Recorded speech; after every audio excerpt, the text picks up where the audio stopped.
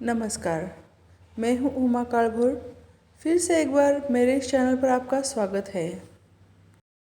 पहले एपिसोड में हमने मेडिटेशन के बारे में जाना। मेडिटेशन क्या है, उसके फ़ायदे क्या है, इन सारी चीज़ों को जाना। दूसरा एपिसोड हमारा सांसों पर आधारित था, जैसे कि सांसों को कैसे केंद्रित करना है, सांस कैसे लेना है, कैसे छोड़ना है, सांस लेने के प्रकार क्या है, ईड़ा, पिंगला, सुषुम्ना, ये 3 नाड़ियों का क्या महत्व है, ये सब कुछ हमने मेडिटेशन इन हिंदी पार्ट 2 में जाना। नाड़ियों के ब्लॉकेजेस कैसे निकालने हैं, ये भी हमने जाना। जब तक आपकी नाड़ियाँ पूरी तरह से खुल नहीं जाती, तब तक मेडिटेशन का आपके शरीर पर कोई इफ़ेक्ट नहीं होगा। इसीलिए जिस तरीके से मैंने आपको बताया है नाड़ी शोधन कैसे करना है, उस तरह से आपको पहले प्रैक्टिस करनी होगी। जब आपकी नाड़ियाँ खुलेंगी, उसके बाद ही आप अच्छे से मेडिटेशन कर पाओगे। आपका ध्यान जो है वो अच्छे से लगना चालू हो जाएगा।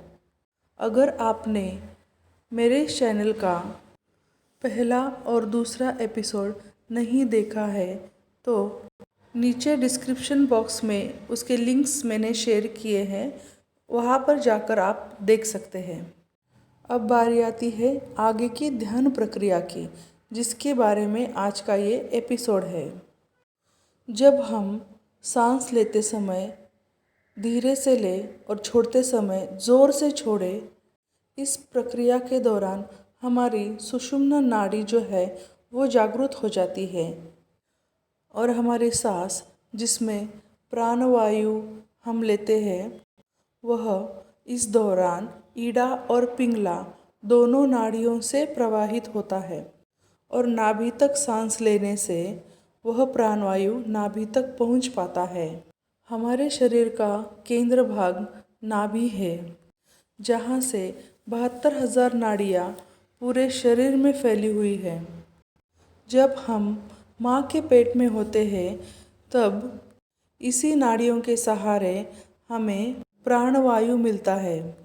यह प्राणवायु आगे चलकर अलग अलग वायु में उसका रूपांतरित हो जाता है, जिसके उपयोग से हम अपनी पलकें झपक पाते हैं, हमें छींकें आती है, उसी से हमें ढेकर भी आता है, हम अपना मलमूत्र भी इसी वायु के चलते छोड़ते हैं।